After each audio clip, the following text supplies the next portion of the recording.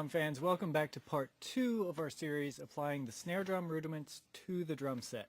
Now, by the way, I should have mentioned this last time, but if you don't have the official rudiment list from the Percussive Arts Society, you want to get a copy of that for sure. So go over to pas.org,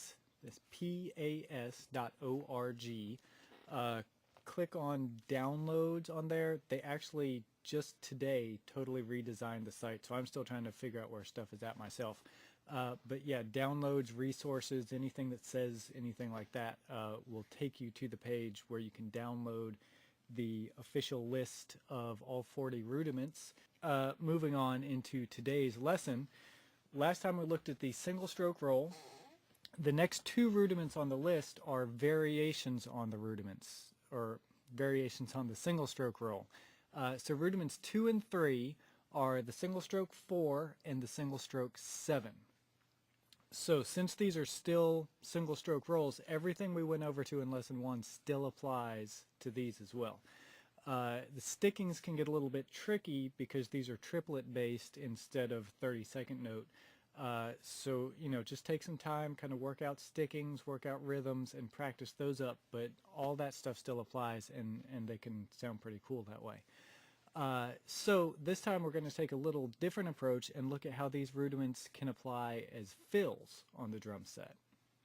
Now, to me, the single 4 and 7 are more suited to playing as fills than the basic single stroke roll, because since they're triplet based, they're less note dense than the 30-second note version.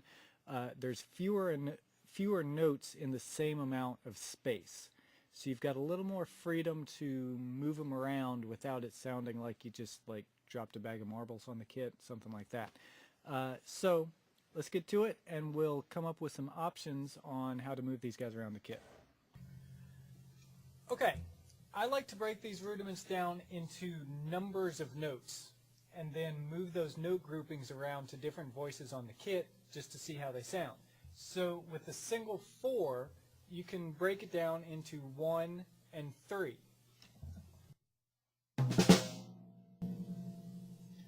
Okay, now that to me is a good intro riff for a song. Like if you had a big count off and you want to really jump in with a lot of energy.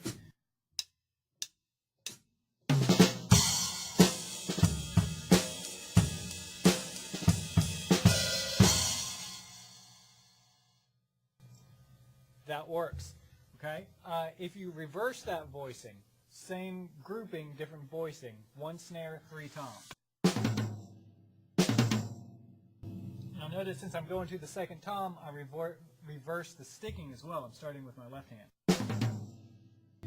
Okay, that makes a nice quick little fill, maybe something that you could just slip in between the phrases in the verse without really disrupting the groove too much.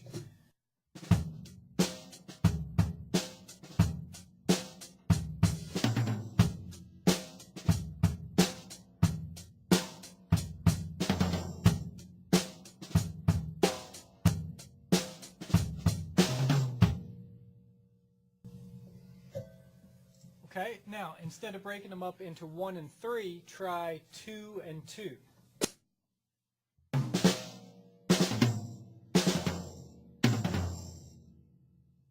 You can move those all around the kit in different ways. Same thing application-wise, just kind of what I call in-section fills. You're not really moving from section to section. You're just putting a little fill in between phrases.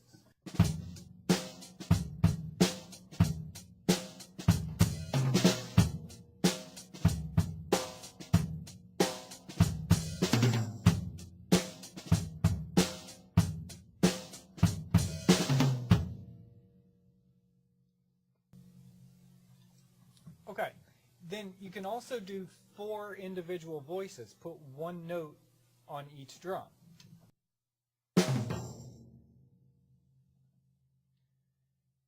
You can even substitute one of those notes for a foot drum. Put it down on the kit. Okay, so that's just really scratching the surface of what you can do with the single 4, but that should give you some ideas of ways to start moving that around the kit. So let's move into the single stroke 7. Now, I'll probably call this a single stroke 6 as we get into it here. That's what my teacher always called it, and that's kind of how I think of it. It's 6 notes on the beat. So you're playing 2 16th note triplets or a 6-tuplet. The 7th note sometimes kind of gets eaten up by whatever happens next. If you're going straight into another rhythm, sometimes that 7th note just kind of, you know, gets eaten up by that. It's easier to think of it just as a single 6. So let's just assume that since these are fills, that 7th note is going to be a crash, a bass drum, some kind of impact. And let's focus on how to split up the 6 itself. So splitting up 6 notes, you could go 3 and 3, you could go 2, 2 and 2, you could go 4 and 2, 2 and 4. There's lots of different options of how to split up 6 notes. So moving that around the kit, again, lots of options for different voicings. Okay, splitting up 6 notes. 2, 2, and 2 is pretty common.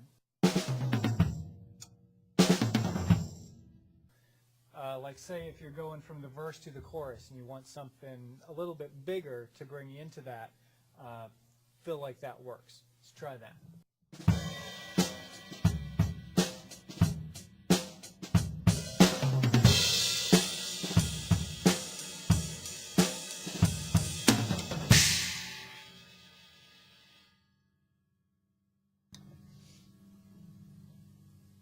Okay, one of my favorites is to actually cover 2 beats of 6 and then add that 7th note at the end of the second one. So the first set of 6 I break into 1 and 5. The second set I break into 2, 2, and 2. So here's the whole thing. A little bit slower. So the first one is 1 tom, 5 snares. With a little bit of a crescendo going through that. The second beat, 2 snares, 2 tom, 2 tom. And the first 2 snares really get an accent to separate them from the first group. So the whole thing. Okay, that one's really good to build a lot of intensity.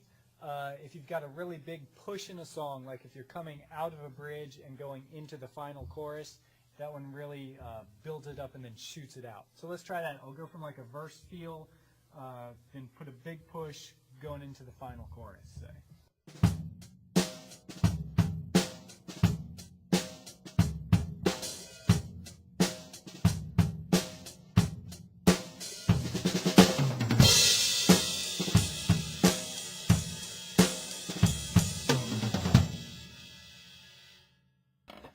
Okay, so again, just scratching the surface. There are probably hundreds of ways that you could move those 4s and 6s around the kit, and then when you start looking at multiple beat combinations, you know, it increases exponentially from there.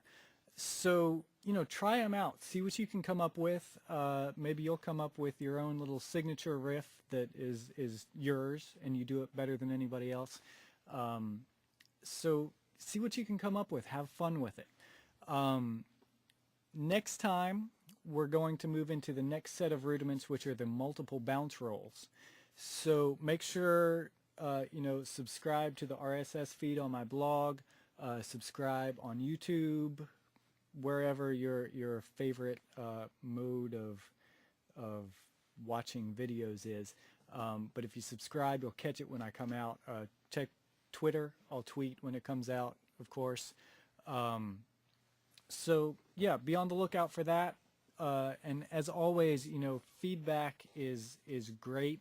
It's nice to know what people think about what's going on here. So yeah, any feedback, any comments, questions, even a little bit of criticism, you know, just promise not to make me cry. That's cool. So thanks for checking this video out, and we'll see you next time.